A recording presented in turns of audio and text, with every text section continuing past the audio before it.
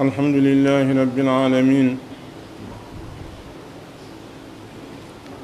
الحمد لله الذي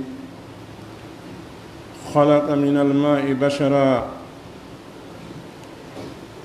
فجعله نسبا وسهرا. أحمده سبحانه وتعالى وأشكره، وأشهد أن لا إله إلا الله وحده لا شريك له، وأشهد أن محمدًا عبده ورسوله القائل صلى الله عليه وسلم: لا يدخل الجنة قاطع رحم. أيها المسلمون، اتقوا الله تعالى واعلموا أنه سبحانه وتعالى خلق الخلق حتى إذا فرغ منهم قامت الرحم فقالت هذا مقام العائذ بك من القطيئة. قال الله تعالى: أما ترضين أن أصل من وصلك وأقطع من قطعك؟ قالت: بلى. قال: فذلك لك. ثم اعلموا أن صلة الرحم بركة في الأرزاق، وتوفيق في الحياة، وتخليد للعزة، وبلوغ في الكمال. يقول الرسول صلى الله عليه وسلم: من سره أن يمد له في عمره ويوسع له في رزقه ويدفع عنه ميتة السوء فليتق الله وليصل رحمه. وتقوي صلة الأرحام محبة في الأهل، وتوثق أرى المحبة في القرابة، كما يزيل العداوة والشحناء. يتي الله سبحانه وتعالى تقول إن وودني o tagi oɗo neɗɗanke immorde e ndiyan, o waɗimo joomirawo gorol e dewol. ɗo yettamo kanko Allah subhanahu wa ta'ala jarnamo e dow ɗiɗo nemaji makko ɗi o woni e lontidirde e hoore meɗen bimbi e kikiɗe jemma e ñalorma. tentina e majji oɗo nema islam mo tawi nemaji Allah ɗin e ɗuɗude ko adna ɗo, ko oɗo ɓuri himmude, ko o ɓuri hittude, sabu sa heɓimo haray a heɓi fof, sa faɗimo haray a faɗi fof. miɗo seedo ala reweteɗo e goonga siwana kanko Allah subhanahu wa ta'ala gooto. ɓe seedo o mo o suɓi o nuli e meɗen nelaɗo meɗen Muhammad sallallahu alayhi wa sallam ko jiyaɗo makko wona kafidiɗo makko, ko nulaɗo makko mo o suɓi o nuli e meɗen. oɗo nelaɗo makuɗo natataka aljanna neɗɗo taƴuɗo enɗan. yo Allah juulo e nelaɗo e ɓeygure maɓɓe nden e sahabaɓe maɓɓe ɓen o hisnaɓe. ko anayi julɓe huli Allah subhanahu wa ta'ala anden haray kanko Allah subhanahu wa ta'ala ɓay o tagi tagore makko nden o gayni.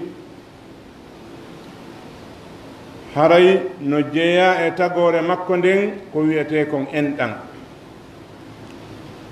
wono nelaɗo makirno sallallahu alayhi wa sallam ɓe maaki ɓay Allah tagi tagore nden ha o gayni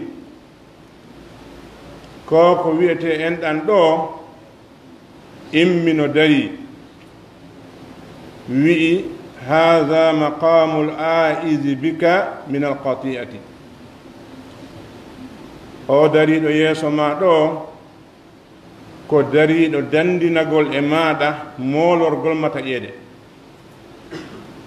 Allah subhanahu wa ta'ala wi en ɗanɗan ene yonatama weltintama simi jokkike on jokkiɗoma mi taƴike on taƴiɗoma. en ɗanɗan wi o e ɗum ɗo yonanaylam, mana ɗum ɗo woni ahadi hakkunde Allah subhanahu wa ta'ala e en ɗan gila ñande ɗan taga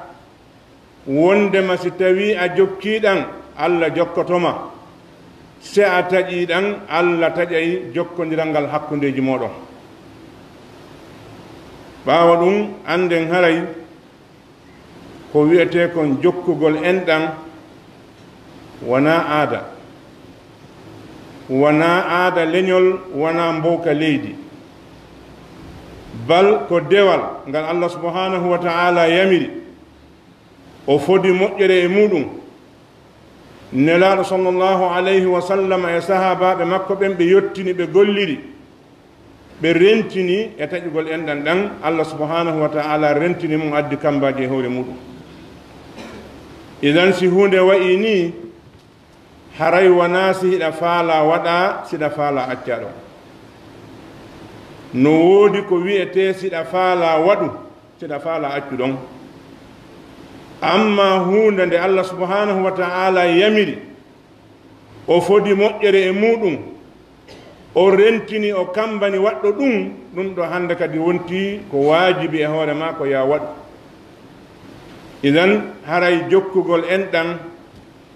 ko adi kon tawa enɗan neɗɗo ko honɗum wiyete enɗan neɗɗo, ko siɓɓe makko ɓen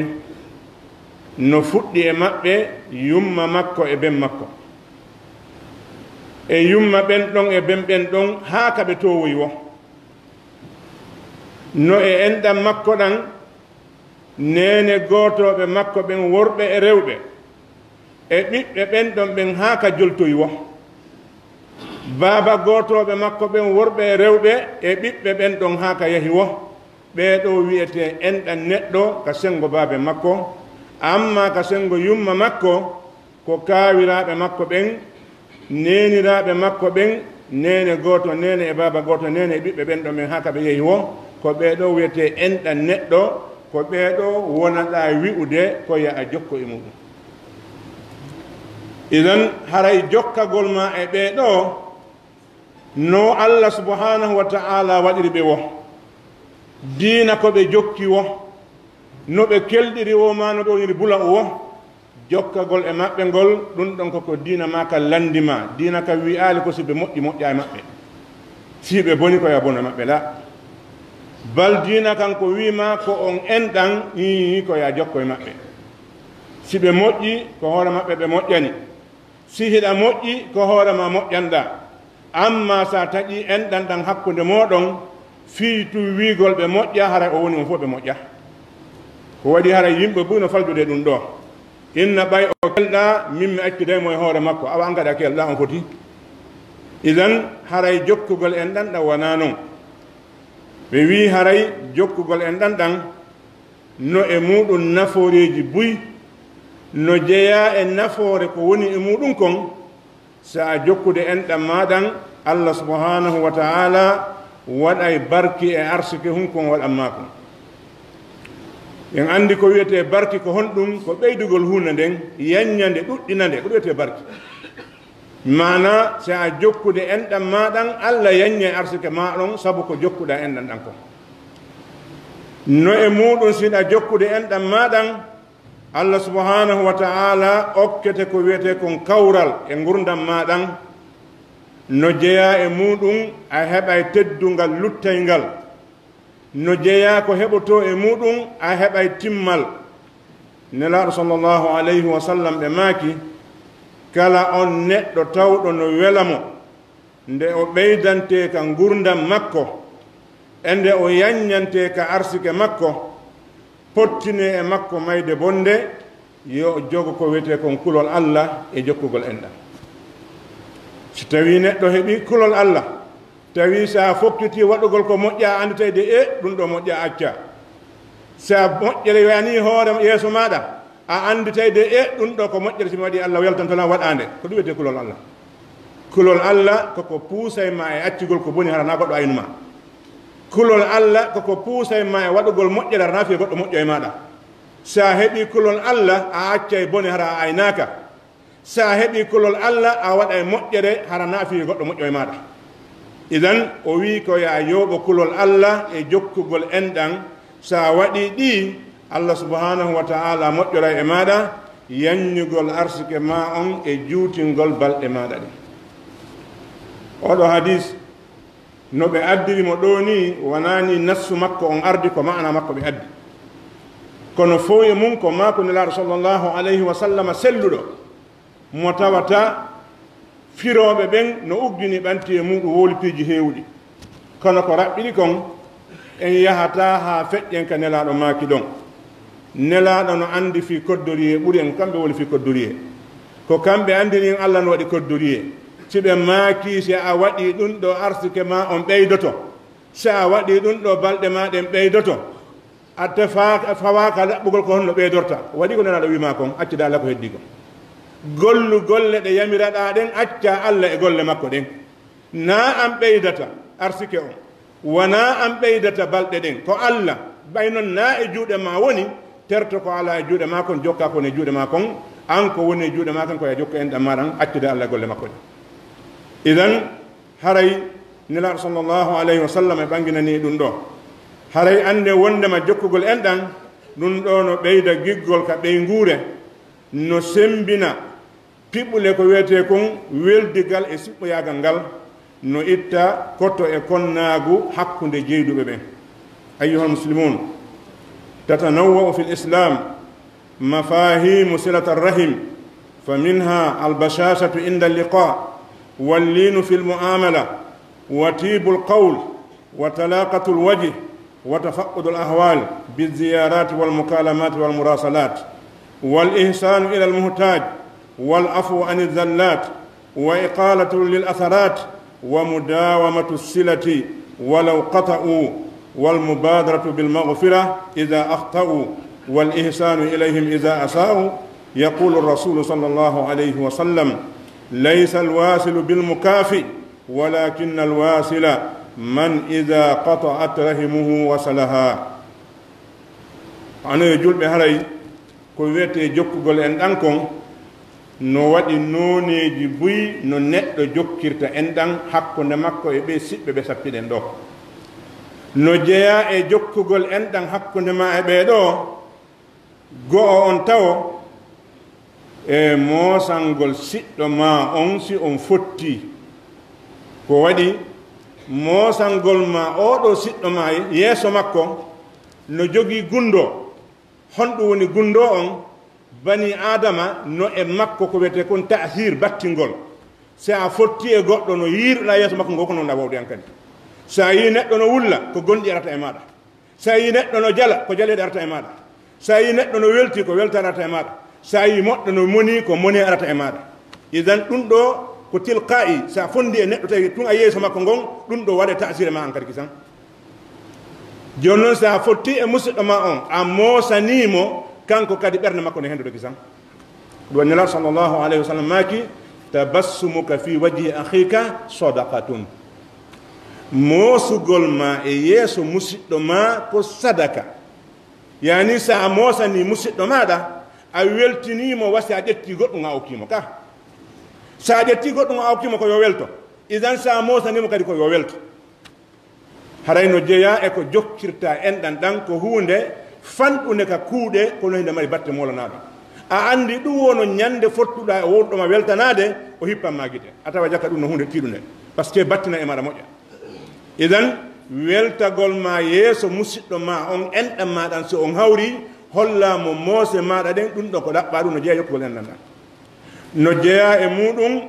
newagol ka gollodiral hakkude ma e makko ka haajuji ɗi kafuɗon waɗ ɗum ɗo accu ɗum ɗo hakkundeji moɗon tawa wona e sonko wona e ñaande wona e mettere fii tawa a wowlanaymo e hoore newende si a yamiremo koye hoore newende si a haɗaymo koye hoore newende so waɗi ko mettay ma sa a sansay kadi koye hoore newende ɗum ɗo no jeeya e jokkugol enɗan ɗan newanagol musidɗo maɗa on ɓay yimɓe si wondi ko ma ɓe newodirana si wona ɗum ɓe sonkay si ɓe sonki tun seytane lomboto si seytane lombi ko bonarde ɓawɗon no jeeya e muɗum moƴƴingol konnguɗi ɗi wowlanta on tiiɗi konngol no mari batte molanaɗo so a wowli goɗɗo konngol bonngol e so a tappimo ko gootum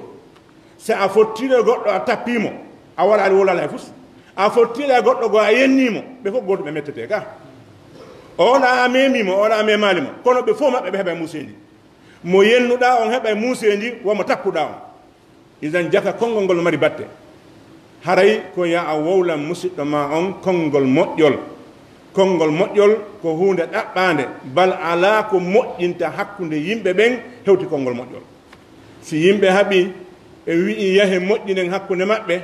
hunde ala ko waɗen na cabbina ɓorte wona dowɗon leɗɗe ko yaheten ko wowlugol wowlen haala moƴƴa ha hakkunde maɓɓe moƴƴa eɗen andi pellet sa jooɗi ko hakkunde haɓuɓe a wowli haala moƴƴa e yahay ha tawa goɗɗo go no monino haymo surtude yiide yahay ha o ɓutta yoso wona ndiyam ɓuuɓɗan hono ɗum watta ɗum ko konngol ngol no battinde makko idan konngol moƴƴol mari batte bani adama ko ɗum waɗi wowlanɓe konngol moƴƴol no jeeya e muɗum wattangol yila e alhaaliji maɓɓe ɗin wona ya jooɗo jokka haaju maɗa a tefata a landata ko a noddata a windata a nulata ɗum ɗo ko taƴere enɗan no jeeya e ko enɗan ɗan jokkirte noddu on tigi tumago ko honno fewdorɗon hiɗon e jaam ɗum ko jokkere enɗan noon hay sa wawal déplacé ade yaha immagol yaha ha ka makko hiwroɗamo ko jokkere enɗan ko wona noon kadi windangol mo hay siko message winduɗa hiwroɗamo ɗum kadi ko jokkere enɗan isan ɗiɗo fof ko noneji jokkugol enɗan ko woni tun hiɗi ɓurdi immagol ma yaha ha hewta ka makko e noddugol mo e windangol mo fotata baraji par ce que en foti ɓurdi yangi kanko tigi e hoore makko mo arɗo ha ka tande maɗa surtout si tawi ko wonɗo sengo dow maɗa e gandal ma wonɗo sengo dow ma e laamu ma wonɗo sengo dow ma e ngaalu so o déplacé ko waɗi ha ka cuurum maɗa ka hoɗuɗa ɗon ɗum no battina e ma ɓuuri so noddima ka kono noon si ɗum ɗon heɓaki kadi o noddima ma o windanima no ɓuuri kadi so jooɗi ko fanki ɗum idan ɗum ɗo no holli en ɓeeɗo immotoɓe yaha jooɗoyo furay fanka bu yiltitata ko ka siɓɓe muɗum ɓen windata noddata tefata landata ko hiɓe e masiba molanaɗo fi hon ɗum koɓe taƴi ɓe enɗan idan haray ɗum ɗo no jeeya e jokkugol enɗan ɗan no jeeya e jokkugol enɗan ɗan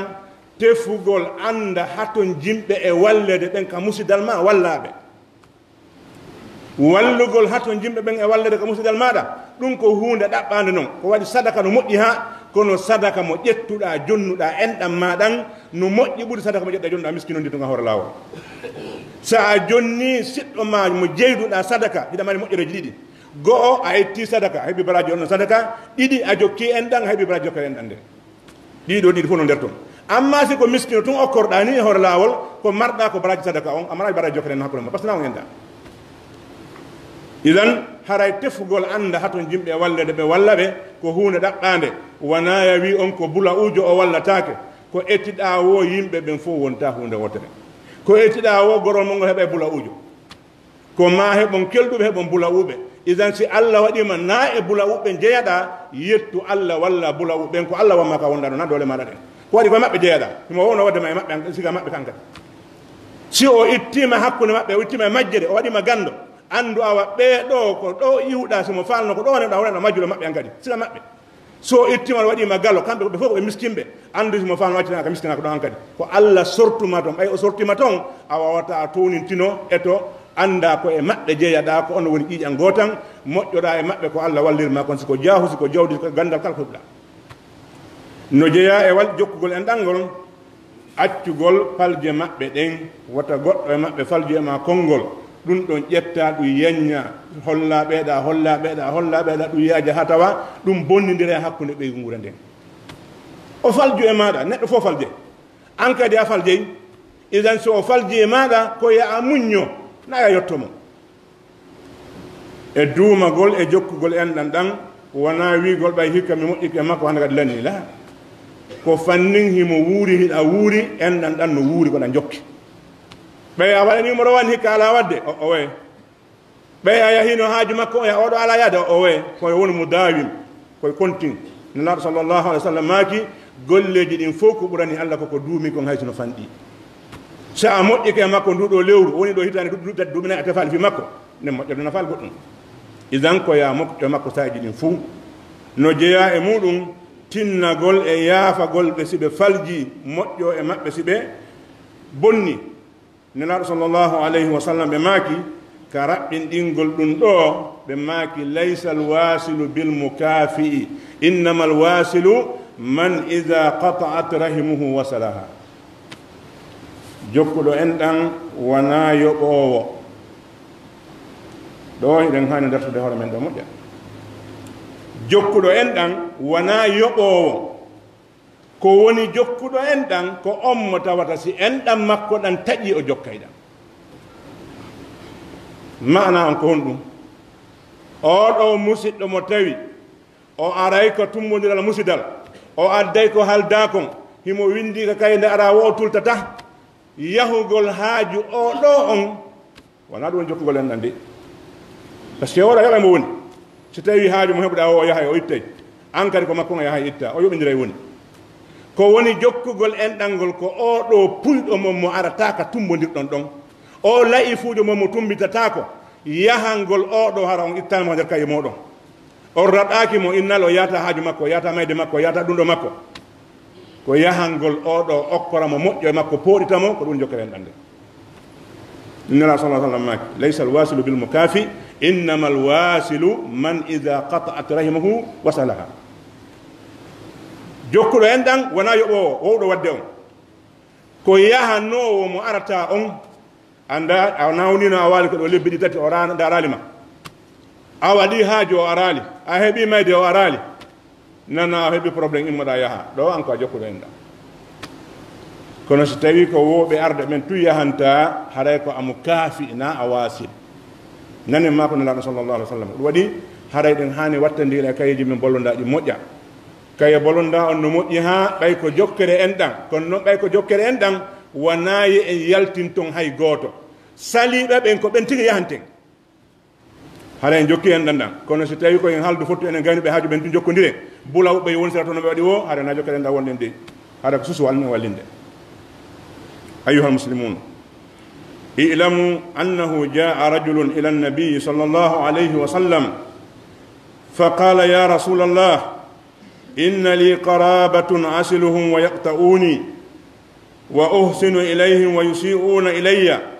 وأحلم عليهم ويجهلون علي فقال صلى الله عليه وسلم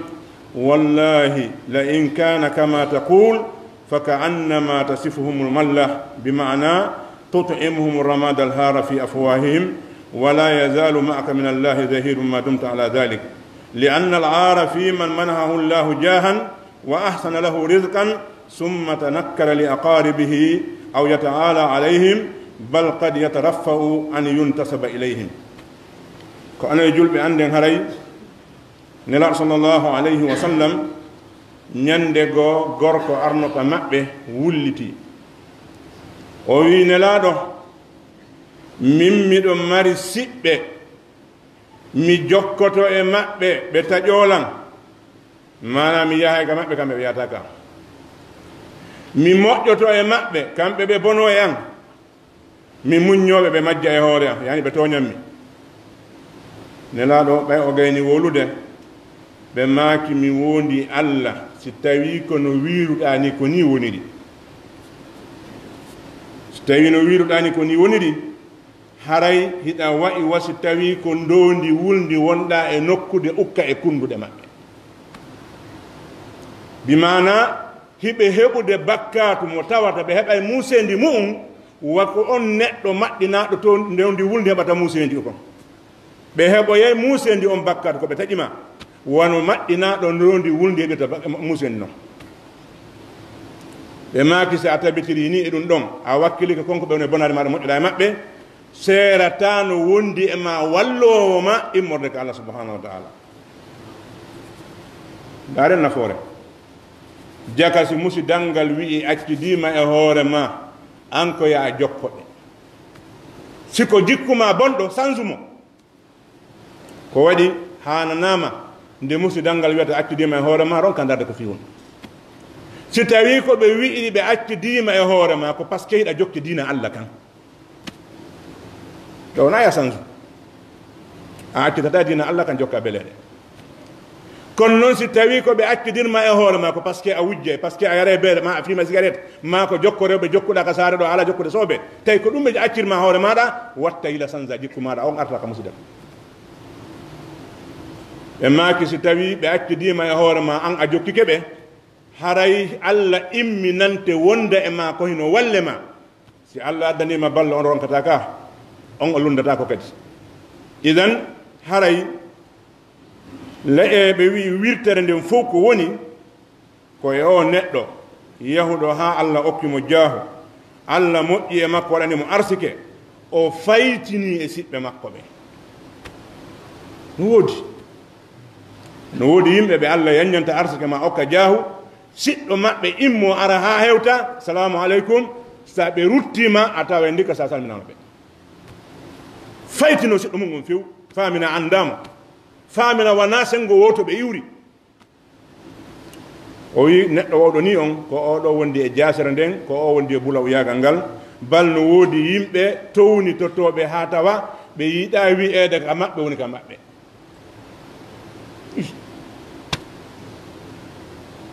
ka kelɗi toon fof ko yimɓe kelɗini ka sa yi ɗo nokkure kelɗi ko wonɓe ɗon ɓen kelɗi nokkure nona nokkure ne kelɗini wonɓe ɗon ɓen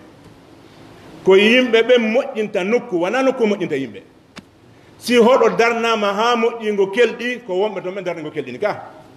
isan si hoɗo mongo woni bulaw a hersi jeeyede ɗon a hersi wiyede ko ɗon jeeyaɗa ɓay an a janɗi yehu an kadi janɗinaka moɗon ha tawa hersa jeeri ɗon ko ɗum tigi gorko yagal ngal isan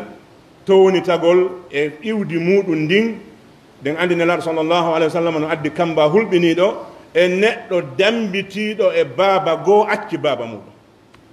ko ɓemma woni bulaw o haysi ko jimbe o tappi ha o maayi ko ɓemma amana feere si ɓemma kudi jimbe ha o maayi fof no andi ko ɗum o kudi ha o maayi wata fi a woni a heeɓi doctorat ma a heeɓi honɗum nde wata a hersu wiide ko kaari piyo jimbe on baabe ngal ko woni ɓemma amara feere a ittata mbuɗi sanza ɗum a heɓata jawdi sanza ɗum heɓata lama sanza ɗum on ɗon ko o woni ɓemma ko wodanma sino gasa ka duwanoɗama amara ko ɗasina ɗum kono wiigol ma an a suuɗay ko o woni baaba maɗa a suuɗay ko gorgol jeeyaɗa ɗum ko bakkato hulɓiniɗo noon aqulu ma samitum wa astaghfiru lakum fastaghfiruhu innahu huwa al-ghafuru rahim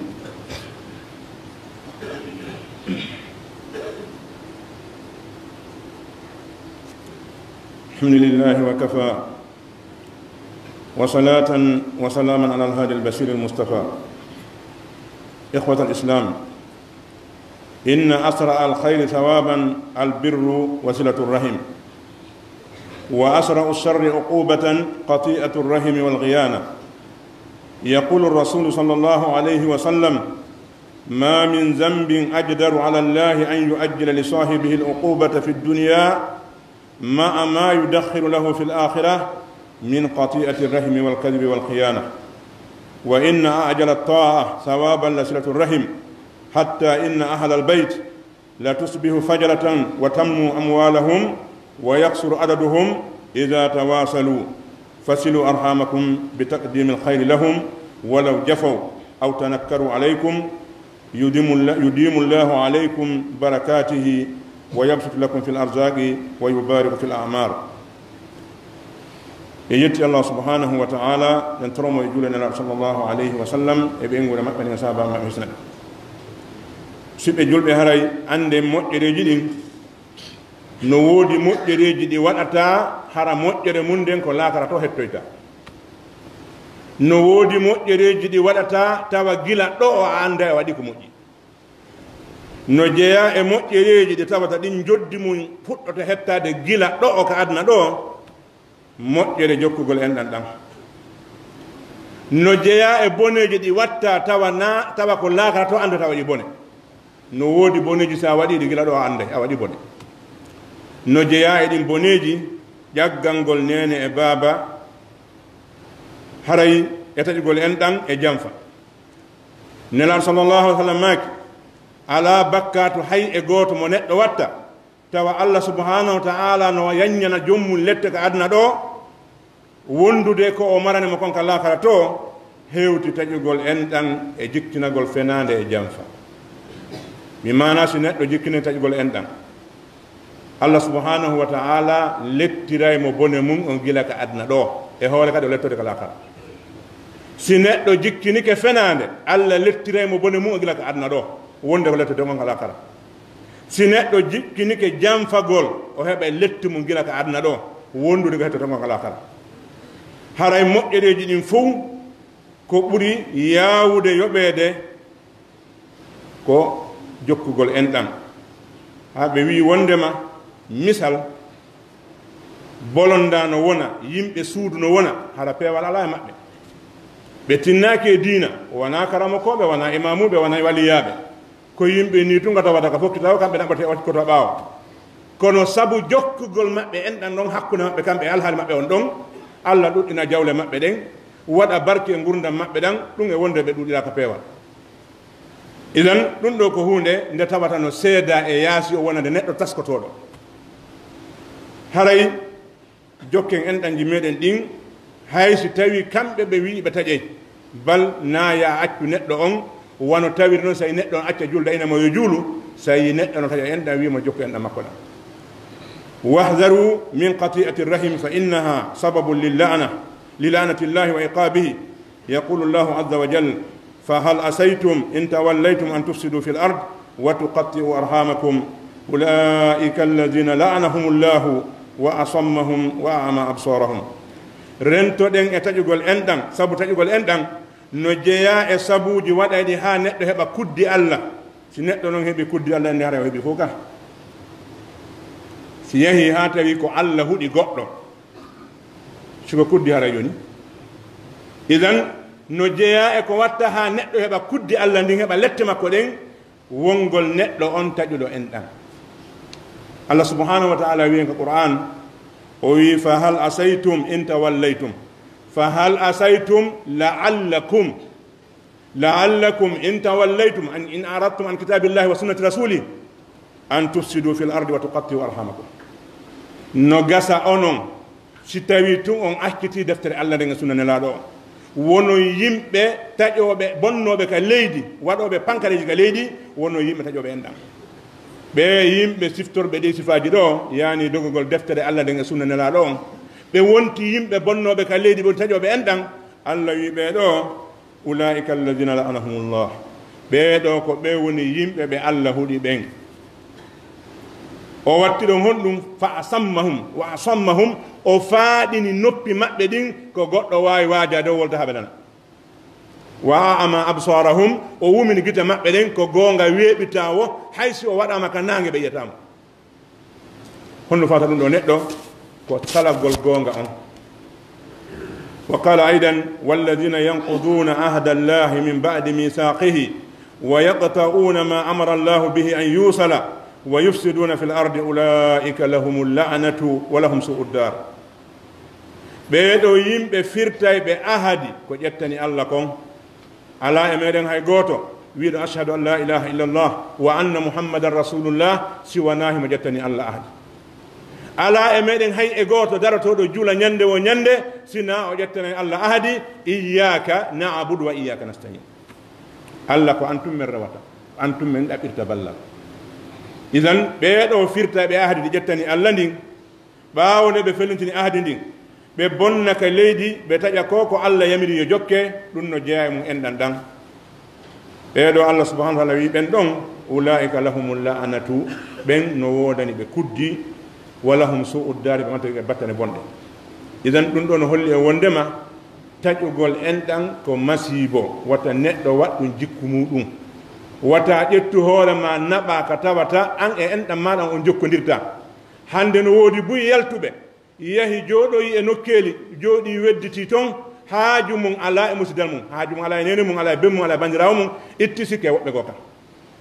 ɗum ɗo ko hunde nde tawata ko masibo si neɗɗo duumike hoore ɗum o perday alhaaji buy o sikka o gera hara ko kanko tigi geri hoore makko sabu accugol ma enɗam maɗa ɗan accugol ma jokkugol alhaali e enɗam maɗa ɗan ɗum adda e alhaali piiji ma buybona haray eɗen haani ƴettude tasakkuye e oɗo annabajo Allah subhanahu wa ta'ala wiyeteɗo Yusuf alayhi salam ko waɗi issa Yusufu on fuu ko holli en ko honɗum ko yimɓe ɗiɗo neɗɗo taƴowo enɗan e noneji ɗin fuu ko honɗum woni battane makko ɗen e neɗɗo jokkuɗo enɗan e noneji ɗin fuu ko honɗum woni battane makko ɗen issa on fof ko ɗum ɗo nder makko ɗen andi ɓeɗo baba gotoɓe Yusuf ɓe rewi reweteɓɓen fof ɓe añi Yusuf ɓe añanimo kala moƴƴere kono ko hombo perduno na kamɓe Yusuf ala ko waɗaka kono o yottaki baba goto makko me koɗe makko fof ɓe raɗikemo ɓe piyimo ɓe untimo e wondu ɓe yeeyimo ɓe wowli piije hoore makko ɓe indimo hay ñande o woni lanɗo ɓe nima ko gujjo ñande nde o nanguno musidɗo makko on miñam makko ɓe arno ɓe wi in yasrik faqad saraka akhun lahu min qabl si o wujji koto makko wujjino hari tawi ko Yusuf tigi jooɗi ɗon hono satti ɓuri ɗum ɗon Yusuf ha hande meeɗa wujjude kono ɓe inni ko gujjo wosi miñam makko wujji nene goto makko so wujji kanko kadi hade ko wujjowo hari ɓe anda ko Yusuf jooɗi ɗon ɗi fof ɓe haali hoore makko kono ɓay o yottaki ñande nde ɓe arnoɓe tawimo tawi Allah haali o wonaka ɓe sikkuno ɗon ɓe anditimo ɓe inni a innaka la anta Yusuf an ko a woni Yusuf no woodi ko ngol konngol ɗo suumi o mo gerɗa o dogi raɗiɗa ben makko gerɗama raɗoɗa nene makko rewɗa rewte ɗen fof fi maɓɓe yo bonu ñande goo yaha tawa ko arta ene bappa mi nawa e on hajju andi ɗum no hawni ka se wattaniɗen tawa ɓuuri hewde kon ka nokkire ko ɗum wayi jooɗinoɓe ɓen e hoore ɗeroye muɗum jooɗi e konkoji inni ɓiɗɗo mum won ɓiɗɗo mikoto mum wontaɗo ɓiɗɗo miñam mum wontaɗo baba goto mum wontaɗo raɗi fof lampi ko heddi kon o jotti ɗon ko ɓe yahata gayna goɗɗum ara walla mo yahe ndaron koɓe oli mon isna no woniri añanoɓe ɓen bona e muɗum ɓe muññi ɓe woni e hoore ɗum ko ɓen Allah jonata bolgal ngal isan qissa Yusuf no waali ka meɗen ko laaɓi pos Yusuf ɓe no toon awa baba goto Yusuf kadi no toon isan wattane yila Yusuf ko winoɓe kon ɓay ɓe ari ɓe landike mo ko an woni Yusuf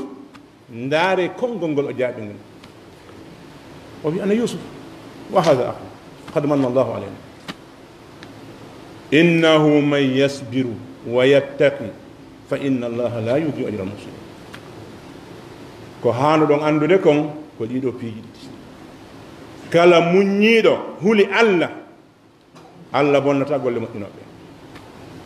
idan waɗede na hay fus eto yottoɗa boneji yimɓe ɓe yottora moƴƴere maɓɓe si tawi kamɓe ɓe moƴƴa an moƴƴu Allah subhanahu wa ta'ala ko wi idfa billati wala tastawi alhasanatu wala sayyi'a idfa billati hiya ahsan fa idha alladhi baynaka wa baynahu adawa ka annahu waliyyun hamim si tawi hiɗa mari musidɗo mo moƴƴama musidɓe ɓe moƴƴa an moƴƴi sa moƴƴi ɗum ɓe moƴƴe ko waɗi sa yottori bone maɓɓe o moƴƴere ma nden hakkude moɗon moƴƴe kono sa wi si ɓe hollima ɓe moƴƴa holla ɓe ɓuri angal moƴƴere on fof on moƴƴa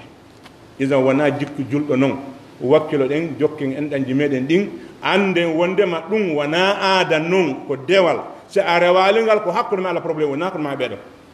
so inne moƴƴata ko siɓɓe ma ɓen on probléme mi moƴƴata koye maɓɓe on probléme mi haajaka e maɓɓe ɗum ko hakkude ma e Allah wona hakkude ma ɓe maɓɓe ko waɗi ko Allah wima e waɗa wiya watta so Allah wi a waɗa inni a watta ko an Allah mari ahdi ربنا تقبل منا انك انت السميع العليم وتب علينا انك انت التواب الرحيم اللهم ارنا الحق حقا وارزقنا اتباعه وارنا الباطل باطلا وارزقنا اجتنابه برحمتك يا ارحم الراحمين اللهم حبب الينا الايمان وزينه في قلوبنا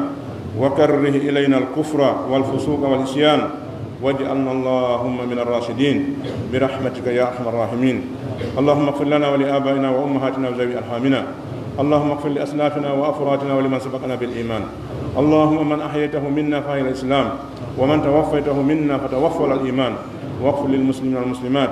الأحياء منهم والأموات برحمتك يا أرحم الراحمين اللهم لا تدع لنا في مقامنا هذا ذنبا إلا غفرته ولا هما إلا فرجته ولا مريضا إلا شفيته ولا جاهلا إلا علمته